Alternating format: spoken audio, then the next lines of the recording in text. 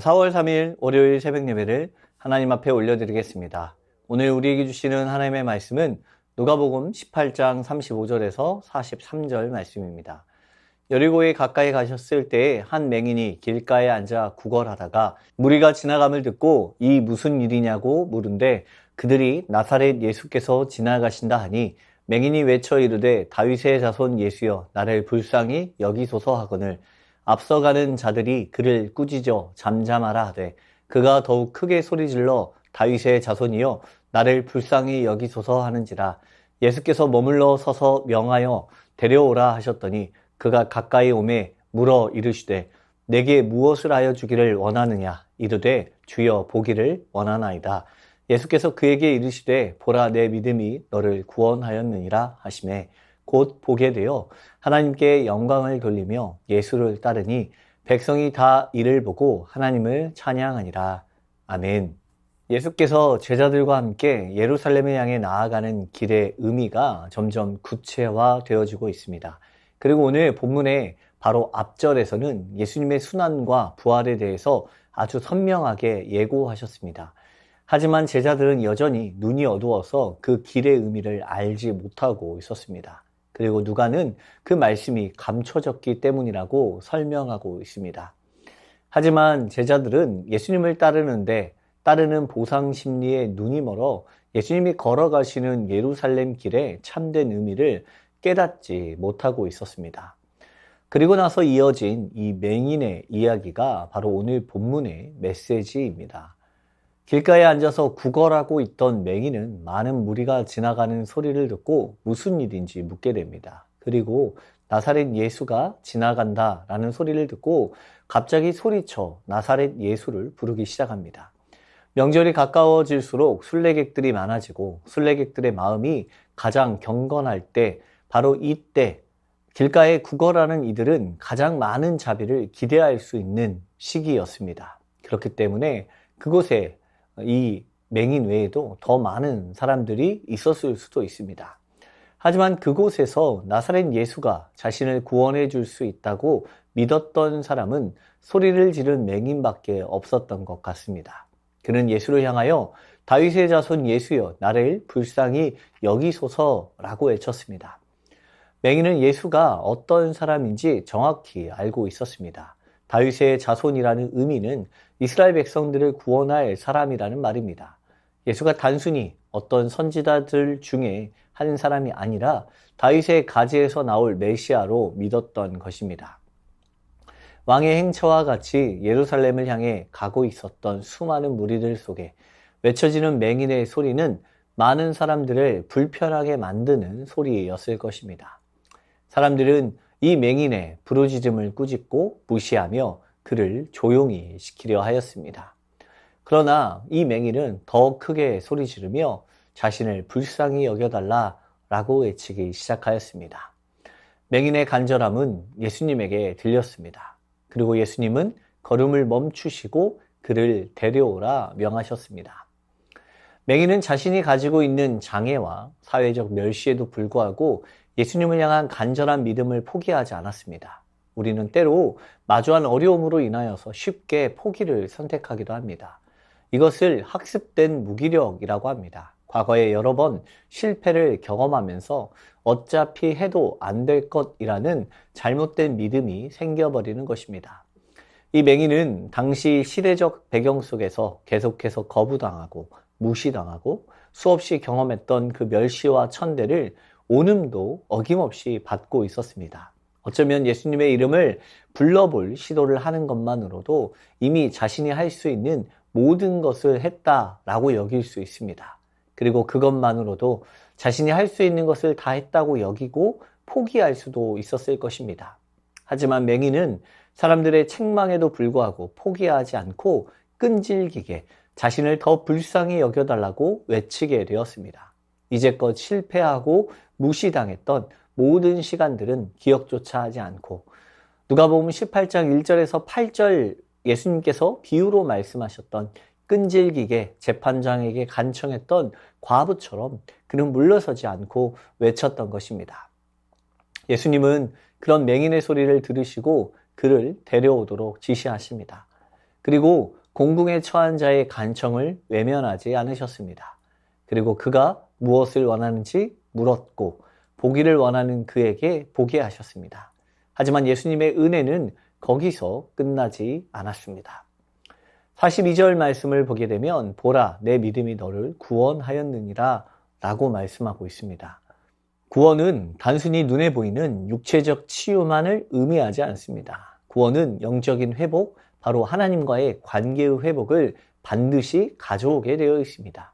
맹인은 눈을 뜬 이후 예수님을 따르며 하나님께 영광을 돌리는 삶을 살아갔습니다. 그의 삶은 이제 더 이상 길가에 앉아 구걸하는 삶이 아니라 주님을 따라가는 제자의 삶으로 바뀌었습니다. 맹인처럼 예수님의 긍휼을 구하는 자, 그의 능력에 의존하는 자, 그가 구원을 얻을 수 있습니다. 구원의 특징은 반전입니다. 맹인은 하나님의 영광과 전혀 상관이 없는 사람처럼 보입니다. 신의 저주를 받은 사람으로 여겨졌습니다. 하지만 예수님을 만남으로 긍휼을 얻어 하나님께 영광을 돌리는 삶을 살아가게 되었습니다. 맹인의 간절한 기도를 통해 예수님께 은혜를 입었습니다. 그리고 그는 자신의 모든 것을 걸고 예수를 따르기를 결정하였습니다. 많은 사람들이 예수를 따른다고 말하지만 자신의 모든 것을 걸고 따르지는 못합니다. 사람들의 멸시와 천대에 예수를 따르는 믿음을 부인하기도 합니다. 하지만 신앙은 단순히 편안한 길을 걸어가기 위한 선택이 될 수 없습니다. 때로는 많은 사람들의 비난과 질타가 있을 수도 있고 멸시와 천대가 따를 수도 있습니다. 하지만 그렇다고 해서 믿음의 길을 쉽게 포기해서는 안 됩니다. 하나님이 주신 은혜를 따라 때로는 적극적이며 열성적으로 주님의 길을 따르기 위해서 내 스스로의 결정이 있어야 합니다. 적극성과 열성을 상실하면 신앙은 형식적인 모습이 되어 점점 생명력을 잃어버리게 됩니다. 주님과의 교제도 원만하지 못하게 되고 주님의 관심과 은혜에서 멀어질 수도 있음을 잊지 마시길 바랍니다. 우리는 예수님의 은혜를 구하고 그 능력을 의존하는 자로서 매일의 삶에서 믿음의 길을 걸어가기에 힘써야 합니다. 일상 속에서 어려움이나 비난이 있더라도 예수님을 따르겠다는 결단을 잃지 말고 우리의 삶이 하나님께 영광을 돌리며 변화되는 길을 걸어가기를 소망합니다. 주신 말씀 기억하며 기도하겠습니다. 일상에서 어려움과 비난 속에서 예수님을 믿고 따르는 믿음을 지킬 수 있도록 끈기 있고 굳건한 믿음을 허락하여 주옵소서. 더 이상 세상의 기준에 맞춰 살지 않고 주님을 영광을 위해 살아가게 하시고 삶의 모든 부분에서 주님의 인도하심을 따르게 하옵소서. 맹인처럼 간절한 믿음으로 기도할 때 우리의 기도에 응답하시는 하나님의 은혜를 경험하게 하옵소서.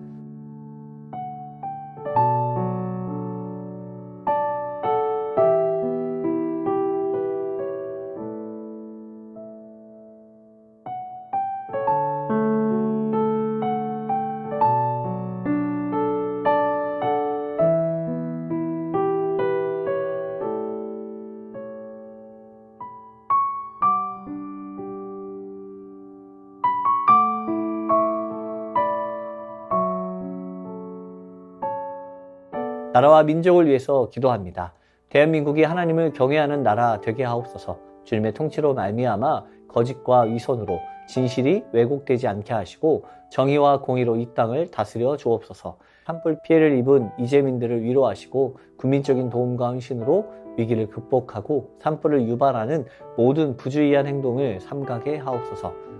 역사의 주인이신 하나님을 경외하고 정직과 성실과 올곧은 마음으로 국민을 섬길 수 있는 준비된 지도자들이 곳곳에 세워지게 하옵소서.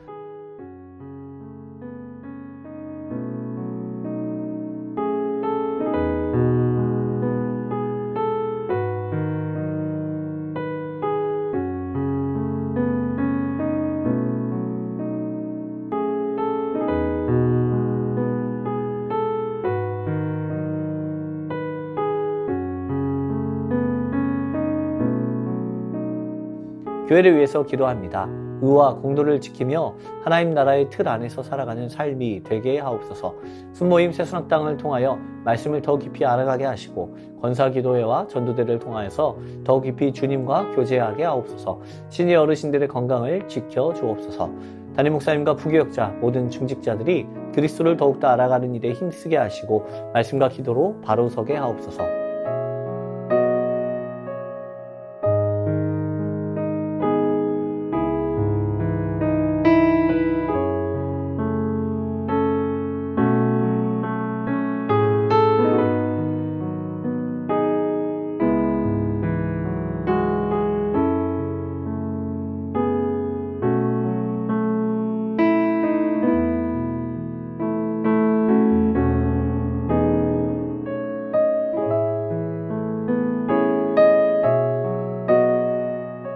선교사님과 환우분들을 위해서 기도합니다. 오늘은 탄자니아 김현석 고미라 선교사님을 위해서 기도하겠습니다. 25년 선교사회 수련회를 위한 컨퍼런스 장소를 섭외 중이며 예산이 한정되어 있어 호텔 측과 가격 협상이 우리의 예산 안에서 잘 협의될 수 있도록 김현석 선교사가 대학에서 사무처와 전반적 행정, 건축 지원을 담당하고 있는데 새로운 대학 행정에 지혜를 주시고 잘 섬길 수 있도록 기도해 주시길 바랍니다.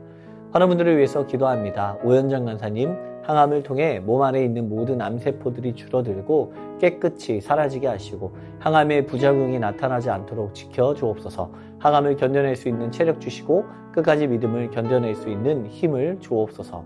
조정순 권사님 남편 백형호님, 뇌출혈로 입원 중입니다. 일반 병실로 옮겼지만 아직 회복이 필요합니다. 주님 치유하여 주옵소서.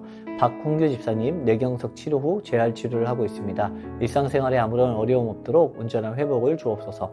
박세은 집사님, 유방암 발병 이후 뼈전이 되었습니다. 통증이 사라지고 회복의 역사가 나타나게 하옵소서. 양금숙 성도님, 췌장암이 재발하였습니다. 펫 MRI 결과 방사선 치료 받은 부위가 다시 커져서 2개월 동안 지켜보고 항암하려고 합니다. 더 커지지 않고 회복되게 하옵소서. 김민정 이 집사님, 방사선 치료 효과가 미비하여 호르몬제 약으로 치료를 진행하고 있습니다. 검사 수치가 올라가지 않고 떨어질 수 있도록 지켜주시고 이후 모든 과정을 주님께서 지켜주옵소서. 권우순 권사님, 폐에 있는 종양이 커져 항암 치료제를 변경하였습니다. 변경된 항암제로 인한 부작용 없게 하시고 온전히 치료되도록 지켜주시고 한 달 전에 다친 어깨 골절이 빠르게 회복되게 하옵소서. 노성빈 영지님, 크론병으로 8주에 한번 주사제 치료하고 있습니다. 여전히 부작용이 있고 면역력이 떨어져 있는 상태입니다. 소장의 염증이 사라지고 잘 치유되어 음식 먹는데 어려움이 없게 하시고 회복되게 하여 주셔서 새로운 삶의 현장으로 도전할 수 있는 용기를 허락하여 주옵소서. 이외에도 수술 이후 회복 중에 계신 분들과 어려움 가운데 있는 분들을 위해서도 함께 기도하길 원합니다. 선교사님과 환우분들을 위해서 기도하다가 자유롭게 기도하겠습니다.